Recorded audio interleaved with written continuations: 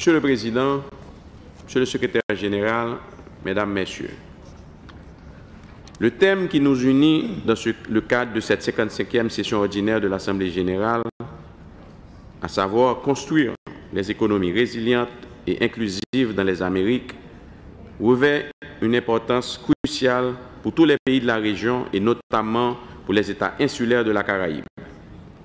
Ce thème pose en effet une vision claire de l'avenir, celle de bâtir ensemble une prospérité résiliente, attentive à l'inclusion économique des peuples les plus démunis.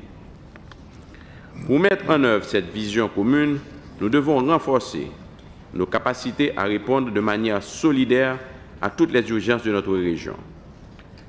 Les crises climatiques, l'explosion de nos populations aux aléas naturels, le manque d'accès à l'eau potable, à l'énergie, à la nourriture, voire le risque élevé de famine pour certaines couches de la population, ainsi que la pauvreté extrême, constituent autant de défis urgents qui exigent de nous, pour y répondre, un engagement renforcé à tous les niveaux.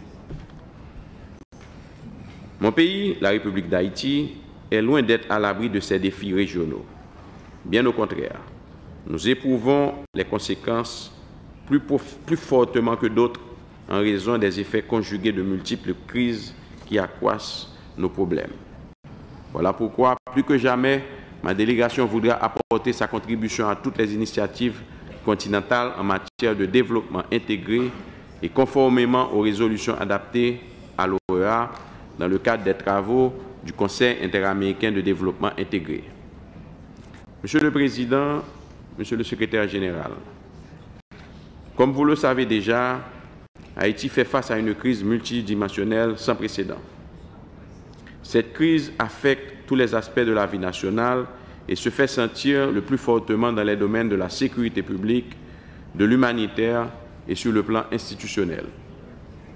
En ce qui concerne la sécurité publique, la violence des gangs a occasionné depuis quelques années des crimes odieux.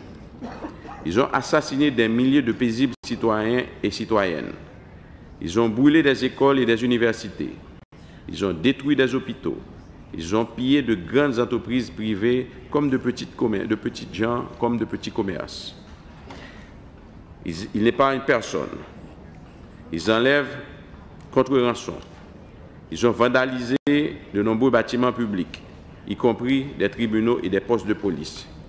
Ils ont ouvert des postes de péage. Ils ont libéré les prisonniers de prison. De nombreux criminels dangereux courent les rues.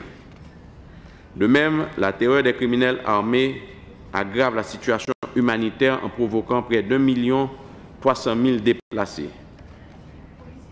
La plupart de ces personnes, notamment les femmes et les enfants, sont en proie à toutes sortes d'abus. La violence barbare et aveugle des gangs entraîne également des conséquences désastreuses sur l'économie et un risque élevé de famine menace près de la moitié de la population haïtienne. Cependant, face à ces difficultés, nous devons reconnaître et saluer le courage et la détermination des forces de l'ordre haïtiennes, la police nationale d'Haïti et les forces armées d'Haïti, qui ont fait montre d'un dévouement sans relâche pour leur mission de protéger et servir. Nous demandons aux États membres et membres observateurs de notre organisation qui contribuent au renforcement de leur capacité de bien vouloir trouver ici l'expression de la gratitude du gouvernement et du peuple haïtien. Monsieur le Président, Monsieur le Secrétaire général, Mesdames, Messieurs, la situation que je viens de vous exposer, aussi sombre qu'elle puisse paraître, n'est pas une fatalité. Nous croyons fermement que la conjugaison de nos efforts politiques et de nos moyens peut enfin servir de levier pour nous aider à sortir de ce marasme. La République d'Haïti lance un appel à l'OEA en vue de mutualiser tous les efforts de coopération avec les partenaires régionaux et internationaux du pays, tout en se focalisant essentiellement sur les défis sécuritaires, humanitaires et institutionnels en tant que priorité et urgence absolue définie par les autorités haïtiennes.